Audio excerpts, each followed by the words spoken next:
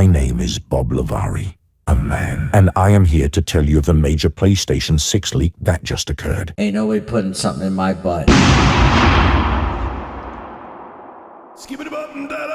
Oh my god. This is Resident Evil Requiem running on my homemade Steam machine. I actually built it on a live stream. Has the RX 7600 GPU from AMD, which is the closest to what's going to be inside of the Steam machine. So you're kind of getting a good picture here of how Valve's upcoming little computer box is going to perform. So watch the numbers in the top left corner. This is running at 4K with FSR set to ultra quality, I believe FSR 1. And it's a mixture of like, God, it's like all over, like low, medium, high. I had Capcom, their automatic system, do the settings for me. And this is what it came back with. So enjoy this footage. That's essentially a benchmark as well. So Moore's Law is Dead just dropped a new video titled PS6 Foundation Leak. Don't buy PS5 Pro for $900. Wait for next gen. I agree.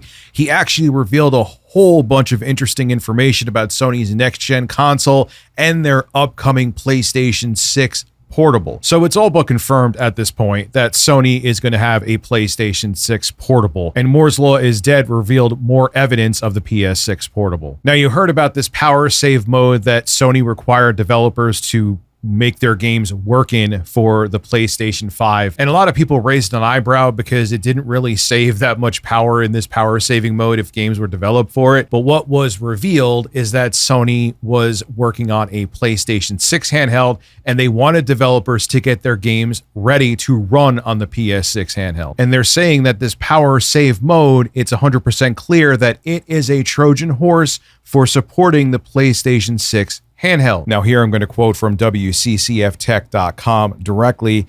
Using a recreation of a diagram from Sony's guidelines to game developers for supporting low power mode in current games, the leaker demonstrates how the guidelines for how to thread the cores for this mode lines up perfectly with the leak specifications of the handheld. And the handheld's going to have 4 Zen 6C cores, 8 threads for the games, and 2 Zen 6 low power cores, up to 4 threads to handle the system thread and the operating system and things like that. Now, what makes these leaks interesting is that using fewer threads doesn't really save you that much power in this power saving mode compared to running at lower clock speeds. So the low power save mode guidelines only make sense if this is a compatibility layer for their upcoming handheld. Now, another thing, I didn't even realize Sony didn't have an answer to Xbox's smart delivery is Sony introduced just a few weeks ago something in the SDK called Play Go. And this is going to allow devs to organize chunks of differing assets and textures for each PlayStation console, so that console only gets the downloads that it needs. So like before this, if you got a game for both the PS5 and PS5 Pro, if you only have a PS5, you would still get the assets required for the PS5 Pro, which would waste a bunch of hard drive space on your PS5 because you don't have the PS5 Pro. You don't need all that extra data. So the console that you own, PS5, PS5 Pro, PS6, PlayStation 6 handheld, you're only going to get what you need, so it'll save you storage, which Lord knows we need that right now. And I'm quoting here again, and this gives you even more evidence that there's going to be a PlayStation 6 portable. Up until now, devs would have to include PS5 Pro's higher res textures and higher detail assets in every PS5 download, regardless if a given console was Pro or not. But no longer. Devs can now specify downloads for PlayStation 4, PS4 Pro, PS5, PS5 Pro, and PS5 Power Saver mode. Yes, Power Saver mode is getting its own asset plus texture packaging, which you would only do that if there was a piece of hardware to play games on. So once again, let's just say it's confirmed there's going to be a PS6 portable because Sony wants to compete with Nintendo. So what about pricing? We know what happened with Sony's current gen consoles. They're all getting a significant price hike, especially the PS5 Pro is now closing in on $1,000. The PlayStation 6 is obviously going to be more expensive, right? Well, no. And I'm quoting here, from the ground up, the PlayStation 6 and the handheld were designed to be cheap to produce, cheaper than the PlayStation 5 and the PlayStation 5 Pro, with vastly cheaper cooling and power supplies. The leaker expects the base PlayStation 6 to be cheaper than the PlayStation 5 Pro. If Sony were to release a home SKU powered by the handheld APU, it would also be cheaper than the base PlayStation 5. That would be wild. If they just made a home console based on the mobile chipset for the PlayStation 6 Portable, that would, I don't know, would it sell well? I think it would. I'm not fully confident on that, but I'd be very curious to see what Sony would do if they made a home console based on the PS6 Portable's hardware. Also, Rich in Post here. Here's some other interesting stuff about the PlayStation 6. I forgot to mention, they're targeting still.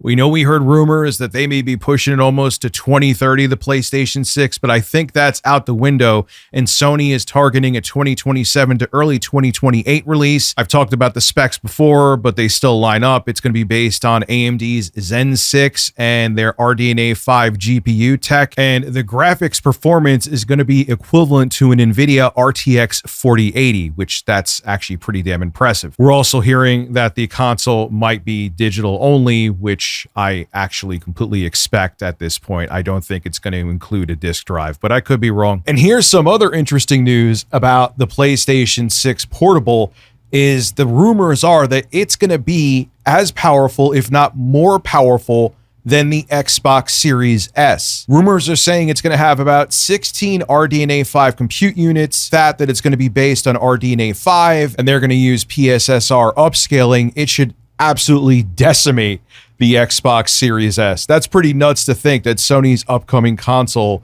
is more capable than a home console. Even if it's older, that's still really impressive. I mean, it's expected because there's a lot of consoles that are out now, like the Xbox Ally X and any of AMD's SoCs that have the RDNA 3.5 890M iGPU. That actually has 16 compute units of RDNA 3.5. It is older, and that is kind of nipping on the heels. That's the same iGPU in the Xbox Ally X, and that's really close to Series S performance. So the upcoming future console from Sony, their PS6 Portable, I assume would be at least as powerful as a Series S, and I'm not shocked that it may be actually more powerful. So it's nice to see that Sony is also making sure that their next-gen console is affordable. We know what's happening with RAM and PC component prices right now, and it's nice to see that they're not just saying, all right, the PS6, we have the PS5 Pro going up to close to $1,000. We could just make the PlayStation 6 $1,100.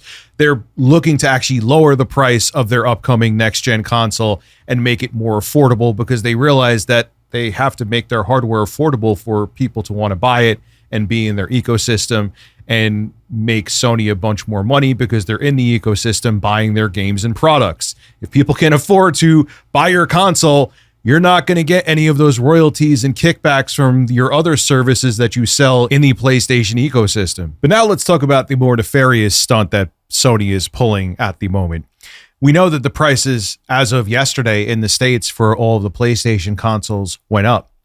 The PlayStation 5 Pro is now $900 before taxes. Now, just like Moore's Law is dead said, and I wholeheartedly agree with him with the information we just found, that obviously you wouldn't get a PS5 Pro, right? Well, think about this, and Sony knows this.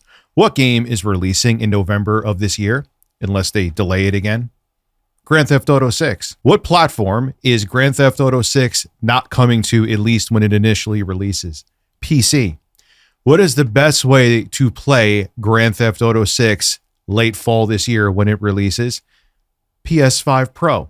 The PS5 Pro is going to be the best way to play the most hyped game maybe of all time. And Sony knows that people will cough up the money, even if the PS6 is going to be cheaper and around the corner, for the PS5 Pro at $900, because they will want to play the definitive version of Grand Theft Auto 6. And they know that people will fork over the money. Now, I'm sure because of rising component prices that manufacturing all the PS5 models is more expensive. I'm not saying that's not the case, But I'm sure that Sony realizes that people will be desperate to play the prettiest version of GTA 6 when it releases, and they know that their Pro console, as of now, is the only way to do that. So the bottom line is, I'm really excited, especially for the PlayStation 6 Portable. I'm happy to see that Sony is looking to lower costs, not raise them for their next-gen console. And I do wholeheartedly believe that they know because of GTA 6 that people will pay whatever they need to pay to play the best version. And that's why they didn't hesitate to raise the price of the PS5 Pro as much as they did. This is Rich of reviewtechusa signing out. Have a good one. Make sure to sub to this channel and my ASMR channel. Links to everything I just said right now below in the description and top pinned comment. Cucumbers. Cucumbers. Cucumbers.